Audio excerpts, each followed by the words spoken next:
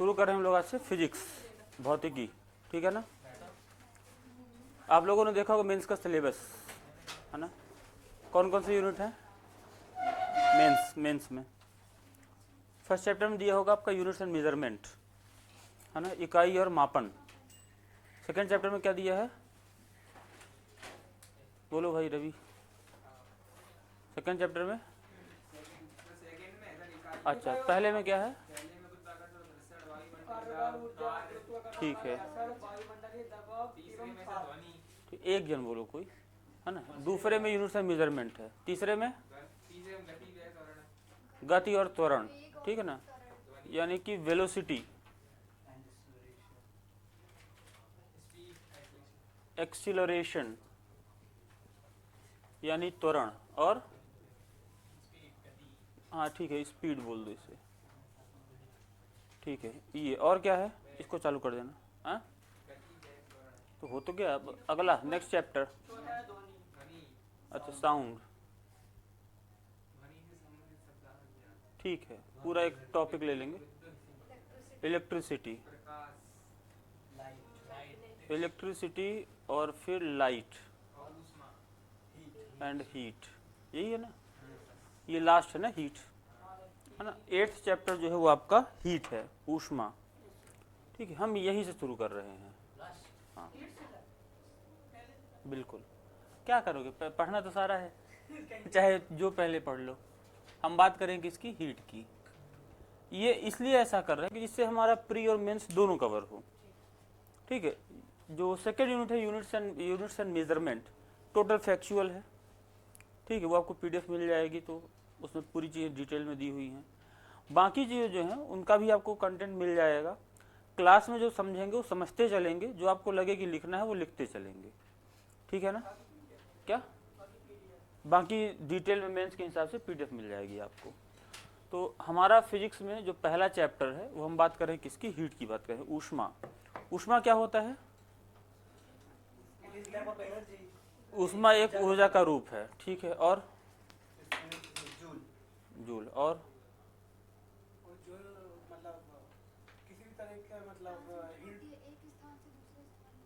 ठीक है। देखिए किसी भी पदार्थ में ऊष्मा है कि नहीं है, इसको मापने के लिए हम कुछ चीज़ों का यूज़ करते हैं, ठीक है। जैसे मान लो कि कोई भी पदार्थ कितना गर्म है या कितना ठंडा है, ये कैसे मापा जाता है, टेम्परेचर के द्वारा, यानी कि तापमान। तापमान के द्वारा हम किसी पदार्थ की हॉटनेस, है ना, या कोल्डनेस को मेजर करते हैं। यानी कोई पदार्थ कितना गर्म है और कितना ठंडा है, ये किसके द्वारा मेजर किया जाता है, तापमान, टेम्परेचर के द्वारा, ठीक है। तभी आप बताते हैं कि इस पदार्थ में कितनी ऊष्मा है कितनी नहीं है। तो ऊष्मा को के लिए हमें जानना जरूरी है, क्या, तापमान जानना जरूरी है। तो तापमान क्या होता है, किसी पदार्थ के हॉटनेस या कोल्डनेस को मेजर करने की जो संक्रिया है, या बोल दे सकते हैं प्रोसीजर, उसे हम क्या बोल रहे हैं, टेम्परेचर या तापमान। तो तापमान जो होता है, तापमान को मेजर करने के लिए हमारे पास अलग अलग स्केल होते हैं। जैसे आपने देखा होगा कि एक आपको मिलेगा डिग्री सेल्सियस, है ना, डिग्री सेल्सियस। तो जैसे मान लो हमारे पास क्या है, एक पानी है, क्या है, एक पानी है। तो हमारे पास जो पानी होगा वो 0 डिग्री सेल्सियस का भी हो सकता है, और ये 100 डिग्री सेल्सियस का भी हो सकता है। यानी कि पानी का जो मिनिमम तापमान वो कितना होगा, मिनिमम 0 डिग्री सेल्सियस, और मैक्सिमम कितना होगा आपका 100 डिग्री सेल्सियस होगा। सिमिलरली अगर हम इसको फ़ारेनहीट में कन्वर्ट करें, फ़ारेनहीट को हम किससे रिप्रेजेंट करते हैं, डिग्री एफ से, तो ये कितना हो जाएगा आपका, 0 डिग्री किसके बराबर होगा, 32 डिग्री फ़ारेनहीट के बराबर होगा। किसके बराबर होता है आपका, 32 डिग्री फ़ारेनहीट के बराबर होगा, और ये 212 डिग्री फ़ारेनहीट के बराबर होगा। यानी कि जो पानी 0 डिग्री का है, अगर फ़ारेनहीट में इसको मेजर किया जाए कितने के बराबर हो जाएगा आपका, 32 डिग्री फ़ारेनहीट के बराबर होगा। 100 डिग्री सेल्सियस वाटर किसके बराबर हो जाएगा आपका, 212 डिग्री फ़ारेनहीट के बराबर होगा। ऐसे ही एक और इकाई है, ठीक है, इसे हम बोलते हैं केल्विन, ठीक है। तो ये जो होता है एग्जैक्टली होता है 273.15 डिग्री के से लेकर 373.15 डिग्री के तक। क्लियर है बात। यानी कि तापमान को मापने के लिए हमारे पास 3 इकाइयाँ हो गई। कौन कौन सी? डिग्री सेल्सियस, फ़ारेनहीट और आपका केल्विन हो गई। क्लियर है बात ना? फ़ारेनहाइट बोलते, फ़ारेनहीट एग्जैक्टली लिखा जाता है ये, ठीक है। तो डिग्री सेल्सियस, फ़ारेनहीट और आपका केल्विन, एक और होता है र्यूमर होती है, उसको भी हम देखेंगे, ठीक है। फिलहाल आपके लिए एक छोटा सा क्वेश्चन है, क्या ये लिखना है? लिख लो कोई दिक्कत नहीं। तो आप देखेंगे जो ये 0 डिग्री सेल्सियस, ये 0 डिग्री सेल्सियस क्या है? ये वह तापमान है जिस पर कोई भी पानी जो होता है वो फ्रीज हो रहा है, जम रहा है। इसी को हम क्या बोलते हैं? Freezing point. यानी कि वह तापमान जिस पर कोई भी द्रव या पानी जमता है उसे हम क्या बोल रहे हैं? हिमांक बिंदु। जिस पर वो बर्फ के रूप में कन्वर्ट हो रहा है तो इसे हम क्या बोलेंगे? Freezing point. और ये वो तापमान है जिस पर पानी जो है वो उबलना शुरू करता है, यानी कि इसे हम क्या बोलेंगे? बॉइलिंग पॉइंट बोलेंगे, ठीक है ना। ब्लड प्रेशर नहीं पढ़ेंगे, इसको बॉइलिंग पॉइंट बोलेंगे, ठीक है। बिल्कुल बिल्कुल। तो ये एक स्केल है जिसके थ्रू हम क्या करेंगे? यहाँ पर टेम्परेचर्स वगैरह की रीडिंग को मेजर करेंगे। क्लियर है बात? इसको मैं यहाँ पर छोटे से फॉर्म में बना दे रहा हूँ जो आपको आगे हेल्प करेगा। 0 डिग्री सेल्सियस से 100 डिग्री सेल्सियस, ठीक है।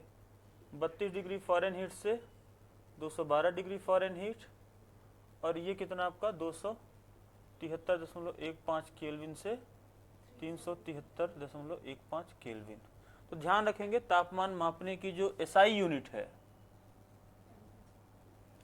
टेम्परेचर की एसआई यूनिट जो होती है वो क्या कहलाती है? आपकी केल्विन कहलाती है। तो तापमान मापन की जो एसआई इंटरनेशनल स्टैंडर्ड यूनिट है वो क्या है? आपका केल्विन है। क्लियर है इतनी बात ना? तो आपसे प्रश्न पूछा जाएगा तापमान मापने की एसआई इकाई, ठीक, केल्विन है। बाकी जो है आपका क्या ये, ठीक है, 0 डिग्री सेल्सियस, बिल्कुल। इस तरीके से आप यहाँ पर इन चीज़ों को नोट कर सकते हैं, ठीक। अब आगे बढ़ें। अब मान लो आपसे पूछा जाए कि कोई भी जो एक ऑब्जेक्ट है जिसका तापमान है आपका 40 डिग्री सेल्सियस है, डिग्री सेल्सियस में उसका तापमान कितना है? 40 डिग्री सेल्सियस है। आपको बताना है उसका तापमान फ़ारेनहीट में कितना, ठीक है। प्रश्न में आया कोई भी एक वस्तु है जिसका तापमान 40 डिग्री सेल्सियस है, ठीक है, उसका आपको तापमान बताना है फ़ारेनहीट में कितना होगा। हाँ,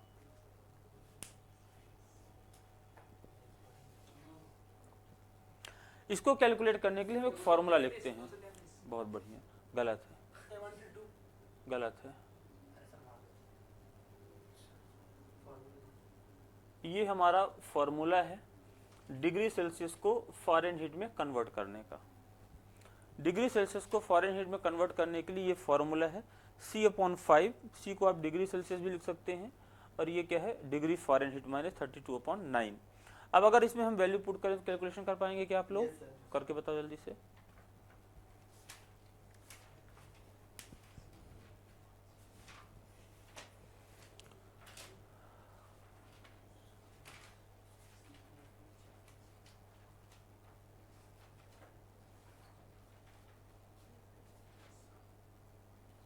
इतना टाइम नहीं लेते हैं, गलत है, गलत है, गलत है। हाँ, अरे तो मन में करना चाहिए भाई। बहुत बढ़िया, चेक कर लो एक बार। हाँ, और 40 से 104 हो गया। चलो देखो, डिग्री सेल्सियस की वैल्यू कितनी है आपका? 40/5 F माइनस 32/9, 5 8 40, 9 8 72, F बराबर 72 32 जोड़ दो। बात समझ में आ गई? ओरल सॉल्व होता, मन में करो ऐसे, 5 8 40 है ना, कट गया, 9 8 72, 72 32, इधर माइनस उधर जाएगा तो प्लस हो जाएगा, बात खत्म। यही तो सीखना है। क्लियर है बात?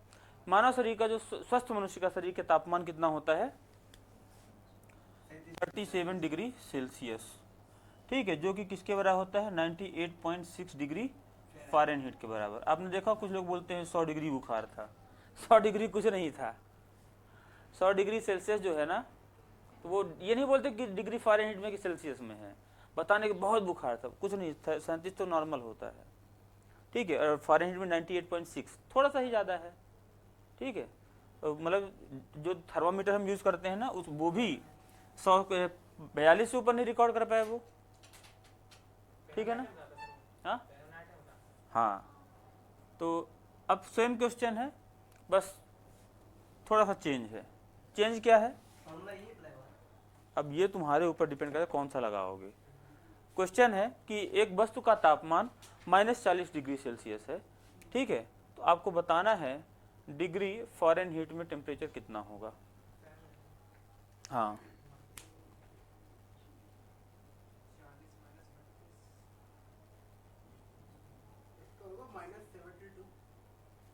चेक तो कर लो, ऐसे तुक्का मार देते हो। नहीं, फिर से करो कैलकुलेशन।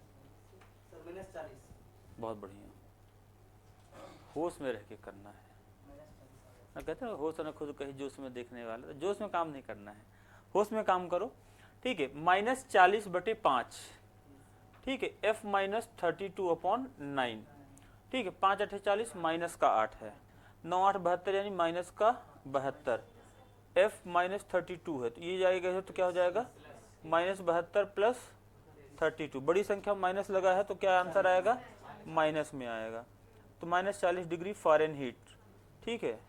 यानी कि यहाँ पर हम लोगों ने एक बात देखी, क्या बात ये देखी कि अगर तापमान 40 डिग्री सेल्सियस माइनस में है तो फ़ारेनहीट में भी वो तापमान कितना होगा, माइनस के बराबर ही होगा, ठीक है ना।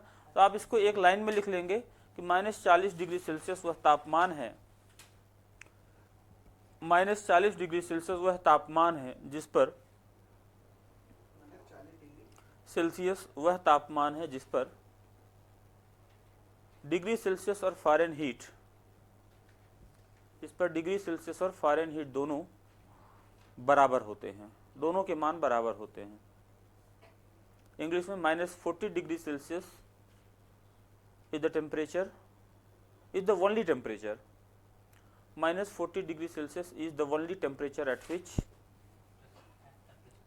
-40 degree Celsius is the only temperature at which both degree Celsius and Fahrenheit are equal, at which both degree Celsius and Fahrenheit give same reading या equal, ठीक है ना। तो आपसे प्रश्न पूछा जाए कि किस तापमान पर वस्तुओं में डिग्री सेल्सियस और फ़ारेनहीट दोनों के तापमान में समानता होती है, ठीक है ना, याद कर पाएंगे, बहुत बढ़िया, ठीक है। अब ये एक क्वेश्चन और है आपके पास, ठीक है, आपके पास दिया हुआ है जैसे डिग्री सेल्सियस, मान लो केल्विन दिया हुआ है, ठीक है, कोई भी रीडिंग आपको डिग्री सेल्सियस में दी हुई है, ठीक है, और आपको केल्विन में निकालना है, ठीक है। तो क्या करेंगे, इसके लिए देखेंगे फॉर्मूला, केल्विन बराबर होता है डिग्री सेल्सियस प्लस 273, या केल्विन बराबर 273 डिग्री सेल्सियस पर 273.15, ठीक है ना।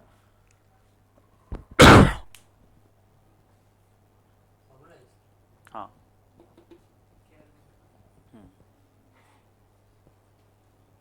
ठीक है। एक्चुअल में एक साइंटिस्ट है जिनका नाम था William Thomson Kelvin, William Thomson Kelvin, ठीक है, ठीक है, पर पूरा नाम याद रखें, ठीक। मान लो कि केल्विन ना लिख के दे दिया कि विलियम थॉमसन बस दिया है तो परेशान ना होना, तो विलियम थॉमसन केल्विन नाम के एक वैज्ञानिक ने ये रीडिंग दी थी, ठीक है। तो क्वेश्चन है आपके पास कि अगर केल्विन में रीडिंग जो है वो 0 है तो डिग्री सेल्सियस में कितना होगा, हाँ माइनस का, बहुत बढ़िया, वैल्यू पूरा 0 है, डिग्री सेल्सियस निकालना 273 माइनस में आ जाएगा, तो कितना हो जाएगा -273.15, यानी कि 0 केल्विन और 273.15 माइनस का डिग्री सेल्सियस दोनों क्या होंगे, बराबर होते हैं। ध्यान रखेंगे इससे नीचे कोई भी तापमान नहीं होता है, इससे नीचे यानी कि 0 केल्विन से नीचे कोई भी तापमान नहीं होता है। तो अगर मान लो आपसे पूछूं कि degree Celsius, degree Fahrenheit, degree kelvin, इनमें से कौन सी रीडिंग ऋणात्मक नहीं होती है, नेगेटिव। सिंपल सा है, 0 केल्विन से नीचे कुछ भी नहीं होगा, ठीक है। अब अगर डिग्री सेल्सियस में पूछा जाए तो क्या होगा, 0 डिग्री केल्विन किसके बराबर है, -273.15 के, यानी कि it is the least minimum possible temperature. ये क्या है, न्यूनतम संभाव्य तापमान, इससे नीचे तापमान की रीडिंग आप रिकॉर्ड नहीं कर सकते हैं। क्लियर है बात, यानी कि इसे हम बोलते हैं द एब्सोल्यूट जीरो टेम्परेचर, यानी कि परम शून्य तापमान। परम शून्य तापमान क्या है, वह तापमान जिससे नीचे कोई भी रीडिंग रिकॉर्ड नहीं की जा सकती है, ठीक है। वही परम शून्य तापमान डिग्री के केल्विन में 0 डिग्री के बराबर होता है, 0 डिग्री केल्विन। तो 0 डिग्री केल्विन को हम क्या बोलते हैं, परम शून्य तापमान, ठीक है। या -273.15 को हम क्या बोलेंगे, परम शून्य तापमान। नोट करेंगे, द मिनिमम पॉसिबल टेम्परेचर, न्यूनतम संभाव्य तापमान, संभाव्य तापमान, मिनिमम पॉसिबल टेम्परेचर,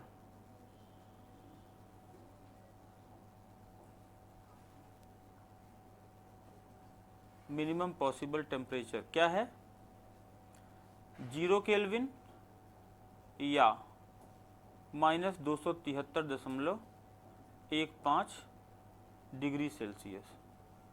क्लियर है बात, मिनिमम पॉसिबल टेम्परेचर 0 केल्विन या -273.15 डिग्री सेल्सियस, ठीक है बात इतनी।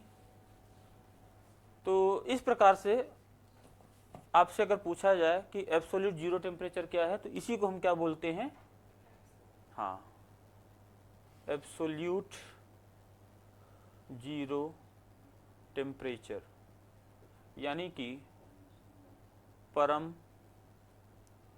शून्य ताप।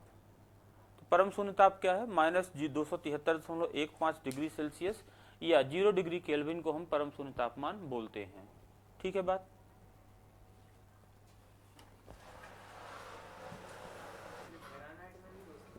क्या हो सकता है, तो कन्वर्ट कर लो,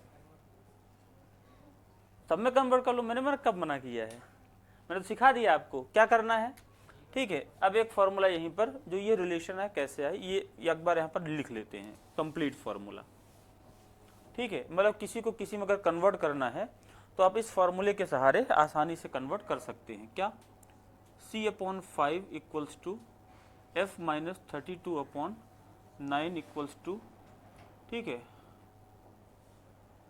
एक मिनट,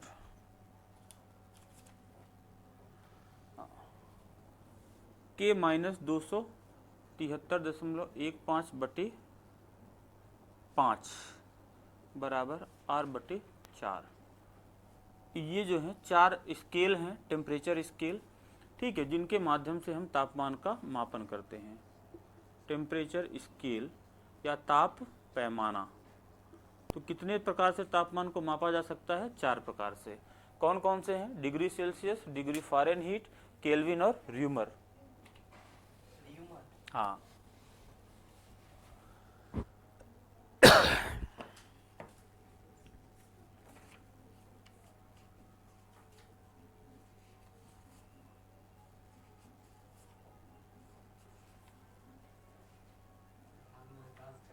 कौन, हाँ, अभी चूड़ियाँ नहीं टूटेंगी, अभी रुक जाओ।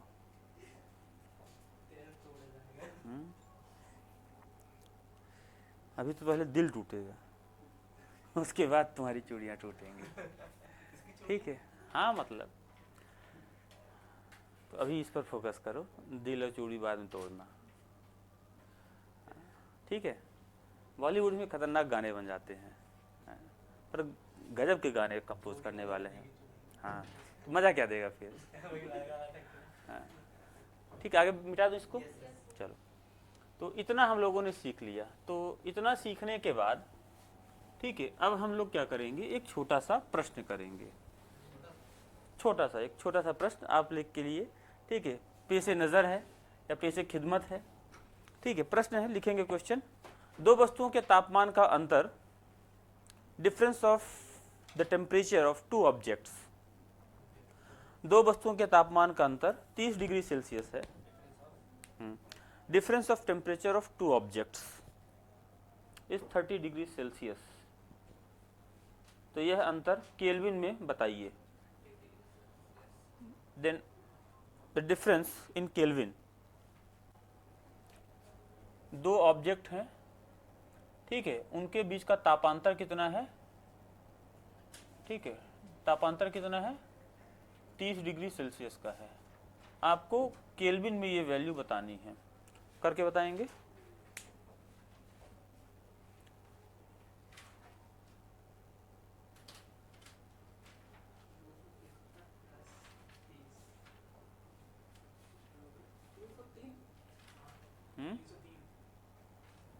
सब लोग कर लो भाई। 303 एक आंसर आया, और बोलो। बिल्कुल, और बोलो, 2 आ गए।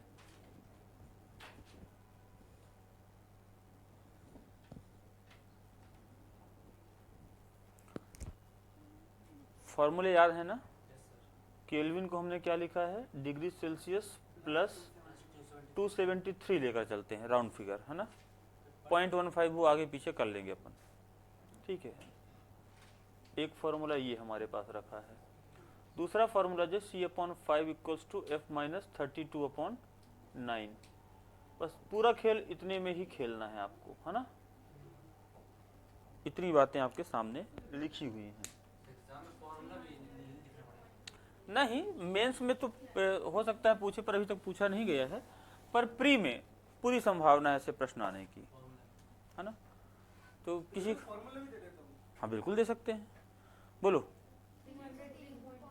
सबके गलत है। क्वेश्चन समझ में आया? क्वेश्चन समझ में आया? नहीं समझ में आया? एक वस्तु हमारे पास है ए, एक वस्तु हमारे पास है बी। इनके बीच टेम्परेचर डिफरेंस कितना है, 30 डिग्री सेल्सियस है। इतनी बात मैंने बोली थी। आपको टेम्परेचर डिफरेंस केल्विन में बताना है। इसका मतलब ये है कि अगर मान लेते हैं इस वस्तु का तापमान 0 डिग्री सेल्सियस है, कितना है, 0 डिग्री सेल्सियस, तो इसका तापमान कितना होगा, 30 डिग्री सेल्सियस होगा। तब तो तापांतर आएगा ना 30 का, मतलब समझ में आ रहा है। मैं मान लूं कि इसका तापमान जो है वो कितना है, 100 डिग्री सेल्सियस, तो इसका कितना हो जाएगा, 130 डिग्री सेल्सियस हो जाएगा। क्लियर है इतनी बात? आपको ये डिग्री सेल्सियस की बात है, केल्विन में बताना था। तो केल्विन के लिए फॉर्मूला हम लोगों ने पढ़ा है, केल्विन बराबर डिग्री सेल्सियस प्लस 273। इतनी बात क्लियर है?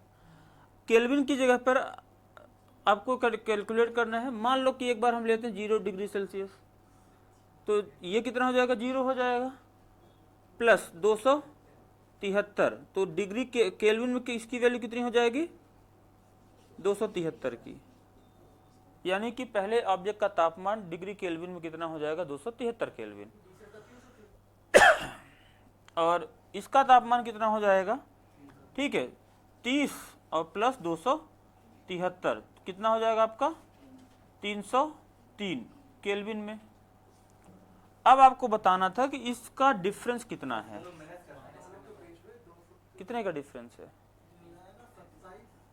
अरे सिंपल, 3 में 3 गए 0, 10 में 7 दिख गए 3, और 3 में 2 गए 1, 130 डिग्री केल्विन। 30 आएगा, अच्छा बताते क्यों नहीं। ठीक है, 30 डिग्री केल्विन, ये हो गया क्या, कंप्लीट आंसर। बात समझ में आई? कितना आसान था। आप 100 की वैल्यू पुट करके भी देख सकते हो, और आपको 0 भी करके देख सकते हो, जो आपको अच्छा लगे। ठीक है, मैं छोटी से छोटी संख्या इसलिए लेता हूं कैलकुलेशन आसान हो। जितनी बड़ी संख्या लोगे उतना ज़्यादा जोड़, उतना ज़्यादा मल्टीप्लिकेशन। तो मैथ्स की सक्सेस का सबसे बड़ा राज यही पर है। जिस जो जितनी छोटी संख्या आप ले पाओ उतना आसान कैलकुलेशन, उतना फास्ट कैलकुलेशन होगा। हाँ, कॉन्सेप्ट तो जरूरी है, पर पता होना चाहिए कि दो वस्तुओं के ताप का अंतर बोल रहा है, न कि है ना अलग अलग बोल रहा है। आपने क्या किया, यहाँ पर फॉर्मूले में वैल्यू पुट किया और आंसर निकाल दिया। अलग अलग का अलग अलग करना था आपको। फिर तो समझ में आ गया हो तो ये करने की जरूरत नौबत ही ना आती, ये सबसे आसान था। क्लियर है ना? तो आपने ये देखा कि अगर डिग्री सेल्सियस में तापांतर जो है 30 डिग्री सेल्सियस है तो केल्विन में कितना है, केल्विन में भी उतना ही आ रहा है। यानी कि वह डिग्री सेल्सियस और केल्विन में दोनों पैमानों पर तापमान में अंतर हमेशा समान होगा। आप अगर इसको बोलो, प्रश्न कर दूं अगर कि मान लो दो वस्तुओं के तापमान का अंतर 40 डिग्री सेल्सियस है तो केल्विन में बताइए, आंख बंद करके आंसर करना है 40 डिग्री केल्विन। तो एक लाइन में लिख लेंगे, change in temperature will be same in degree Celsius and kelvin. Change in temperature will be same in degree Celsius and Kelvin।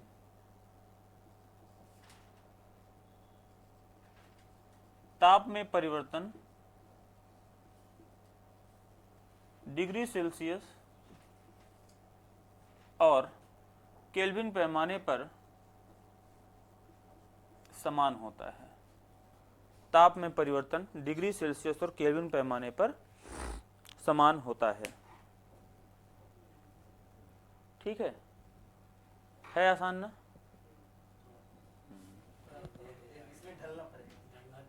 ढल जाओगे। तो अब एक प्रश्न और आपके सामने है ना,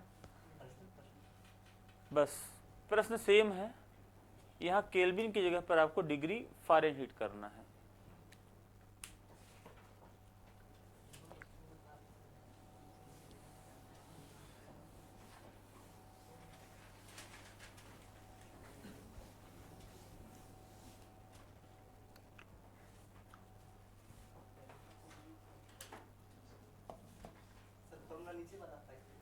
अब जो तुमको लगाना हो तुम्हारे ऊपर है, मेरे ऊपर नहीं है।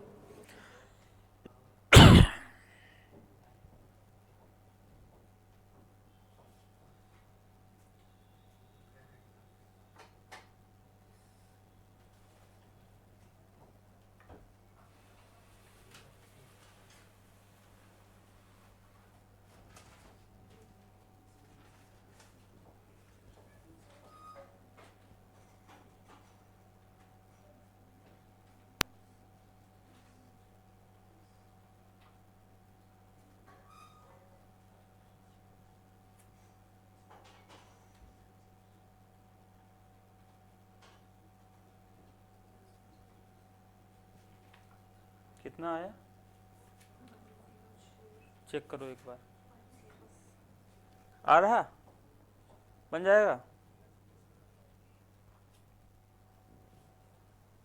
नहीं हुआ, चलो देखते हैं। आपके सामने वो एक स्केल दिख रहा है ऊपर, गलत है, हाँ गलत है। अब इधर देखो, स्केल देखो आपके सामने लिखा हुआ है, ठीक है, ये वाला। फॉर्मूले से भी कर सकते हैं पर मैं एक दूसरा तरीका बता रहा हूँ, फिर फॉर्मूला वाला बता दूंगा। ठीक है, देखो मतलब डिग्री सेल्सियस में टेम्परेचर कितना है, डिफरेंस कितना है, 30 डिग्री सेल्सियस का। यानी कि अगर ये 0 डिग्री सेल्सियस है तो ये कितना होगा आपका 30 डिग्री सेल्सियस के बराबर होगा। ठीक है, ये अगर 100 डिग्री सेल्सियस है तो ये किसके बराबर होगा, 130 डिग्री सेल्सियस के बराबर होगा। प्रश्न यही है। ठीक है, अब इसको समझते हैं। वहां पर स्केल आप देखेंगे 100 डिग्री सेल्सियस का पानी और ये 0 डिग्री सेल्सियस का पानी, इनके बीच में तापांतर कितना है, तापांतर टेम्परेचर डिफरेंस 100 है ना भाई, ये 0 है ये 100, तो डिफरेंस कितने का, 100 का। यहाँ पर जो डिफरेंस है वो कितना है, 100 डिग्री सेल्सियस का है। दूसरा स्केल आप देख रहे हैं, ठीक है, 32 डिग्री फ़ारेनहीट दिया हुआ है और ये कितना दिया हुआ है, 212 डिग्री फ़ारेनहीट, पक्का दिया हुआ है। ये डिफरेंस किसके बराबर है? हैं? अरे यूनिट फ़ारेनहीट डिफरेंस कितना है? 212 में से 32 घटाओ, 2 में 2 के 0, 180। हाँ ठीक है, 180 डिग्री फ़ारेनहीट के बराबर है। इतनी बात क्लियर होगी सबको? Yes sir. यानी कि जो डिफरेंस 100 डिग्री सेल्सियस का है वो डिफरेंस 180 डिग्री सेल्सियस का। इधर बैठ जाओ, क्लियर है बात? यानी कि 100 डिग्री सेल्सियस ये किसके बराबर होगा? 180 डिग्री फ़ारेनहीट के बराबर होगा। क्लियर है इतनी बात? Yes sir. ठीक है, मैं इसको कैंसिल कर दूं तो 10 डिग्री सेल्सियस किसके बराबर हो गया? 18 डिग्री फ़ारेनहीट के बराबर है। प्रश्न दिया हुआ 30 डिग्री सेल्सियस, तो 30 डिग्री सेल्सियस किसके बराबर होगा? 10 का कितने गुना है ये? 30 3 गुना है, यानी कि 3 का मल्टीप्लाई कर दे तो इधर की वैल्यू भी 3 गुना बराबर होगी, यानी कि 18 त्रिक 54 डिग्री फ़ारेनहीट। तो बोला क्यों नहीं? एक बार गोला भर देने के बाद ना आप लाख सही कर लो, चलो कोई बात नहीं, ठीक है।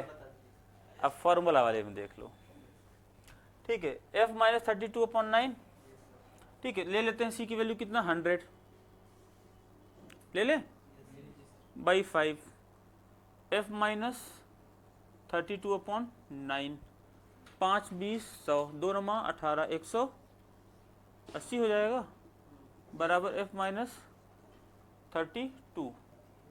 ठीक है, तो ये किसके बराबर हो जाएगा डिग्री फ़ारेनहीट में? 180 में 32 जोड़ दो, कितना हो जाएगा? 2 8 3 11, 212। यानी कि जिस वस्तु का तापमान 100 डिग्री सेल्सियस है उसका डिग्री फ़ारेनहीट में किसके बराबर होगा? 212 के बराबर होगा।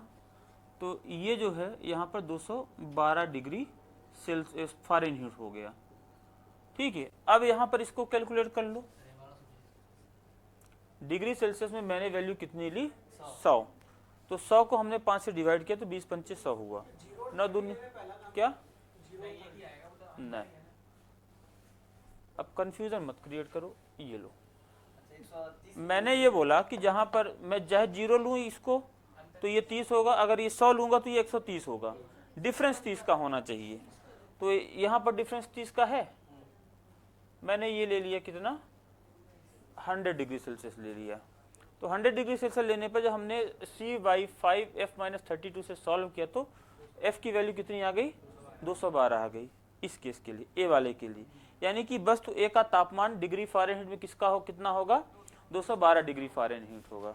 ठीक है, अब बी की बात करें तो 130 डिग्री सेल्सियस जो है, ठीक है, तापमान है तो 130/5 करेंगे, ठीक है, और f माइनस 32/9 करेंगे। 5 दूनी 10, ठीक है, 5 छक्का 30, 26 में 9 का मल्टीप्लाई करो, 234, ठीक है, बराबर f माइनस 32 के। तो f की वैल्यू कितनी हो जाएगी? 266, ठीक है। यानी कि 130 डिग्री सेल्सियस किसके बराबर हो जाएगा? 286 होगा, 66 है ना, 266 डिग्री फ़ारेनहीट के बराबर हो जाएगा। इन दोनों के बीच का डिफरेंस कितना है? हो गया। तो ये में इसमें क्या होगा, आपको बार बार कैलकुलेट करना होगा। यहाँ पर एक बार में कैलकुलेट खत्म कर दिया।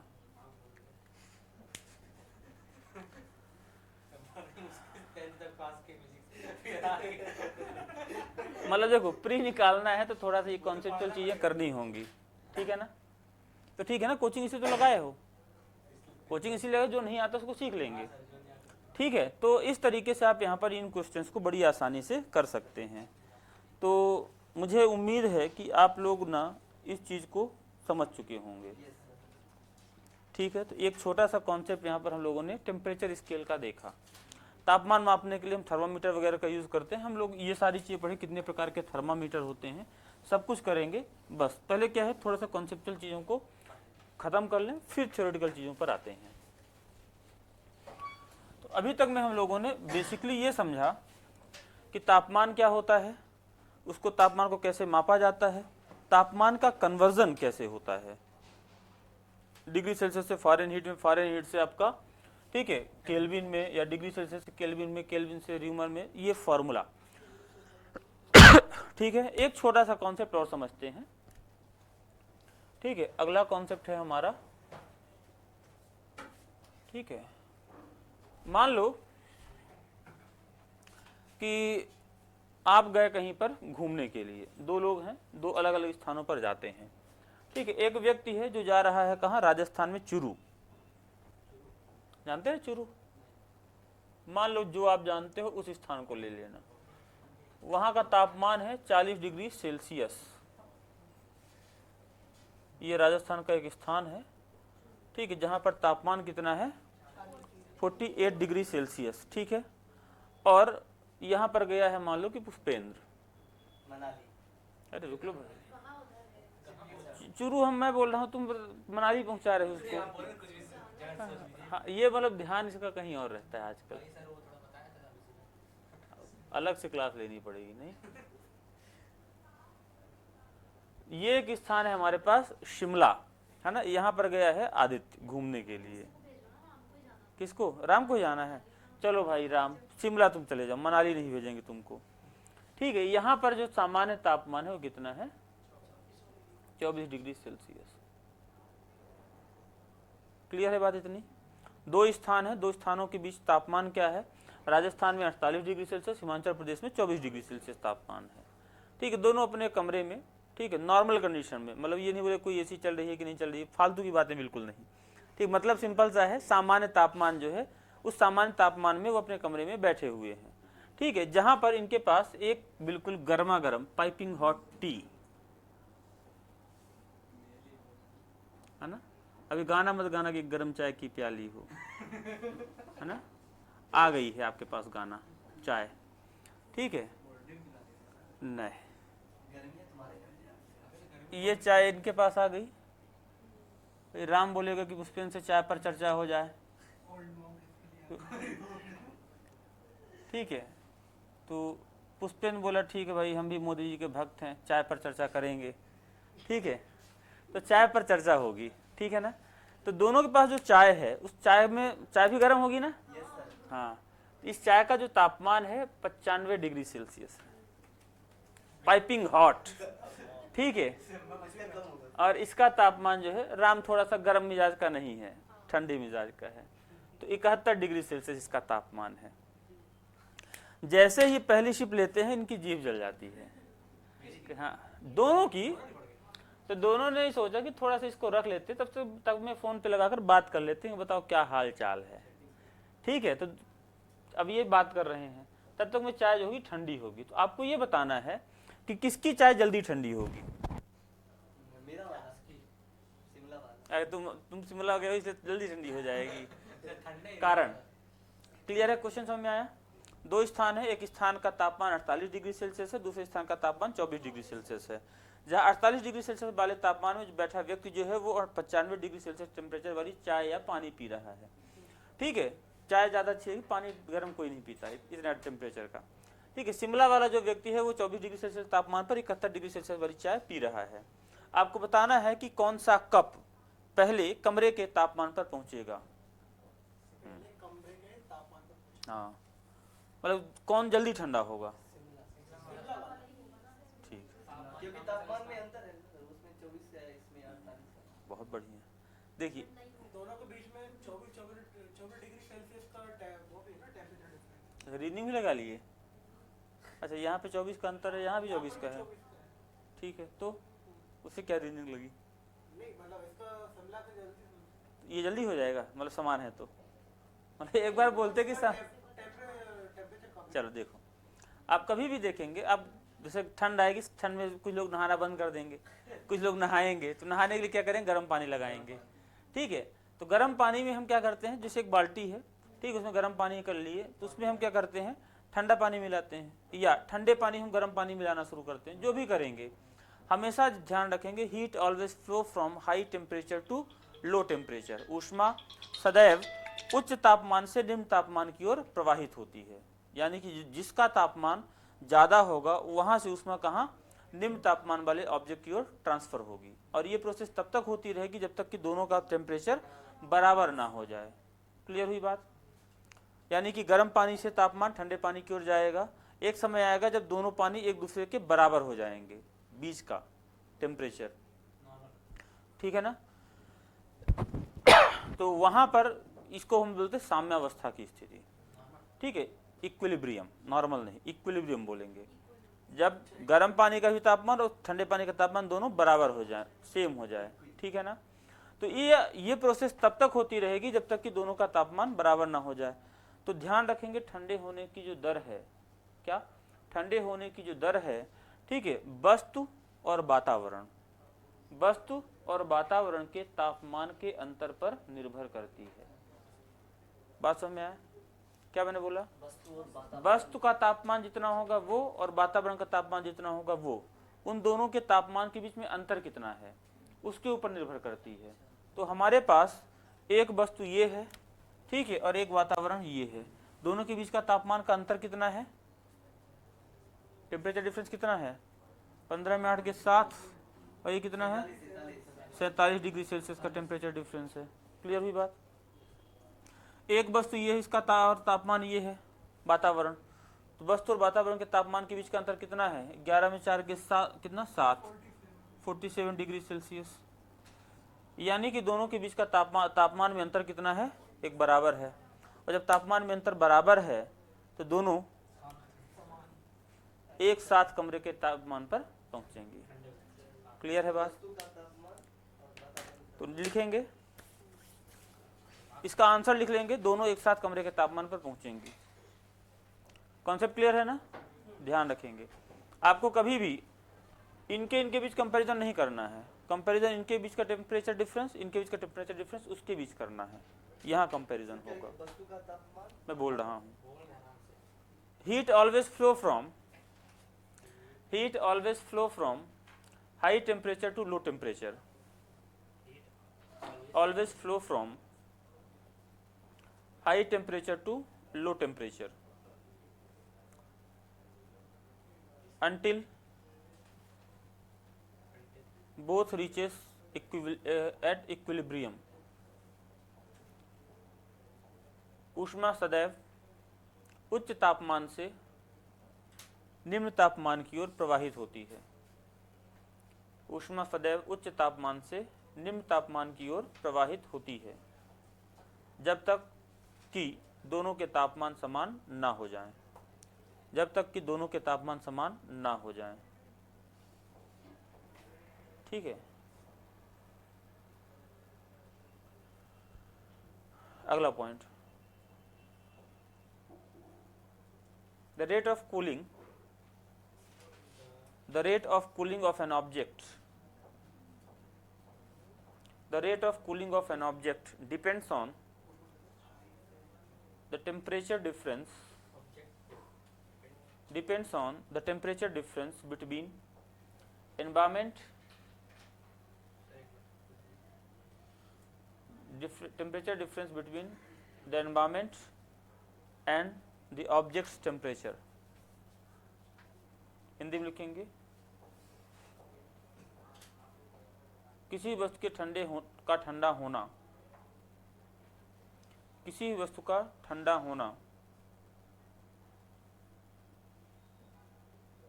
वस्तु और वातावरण के ताप के अंतर पर निर्भर करता है, वस्तु और वातावरण के ताप के अंतर पर निर्भर करता है, ठीक है ना। ठीक,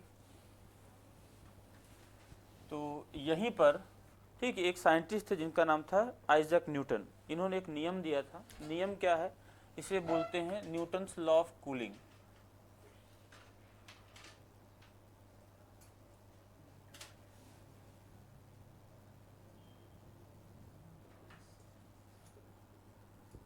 न्यूटन का शीतलन का नियम, ठीक है। Rate of cooling is directly proportional to the difference of temperature between object and its surroundings. Hindi में लिखेंगे किसी भी वस्तु के ठंडे होने की दर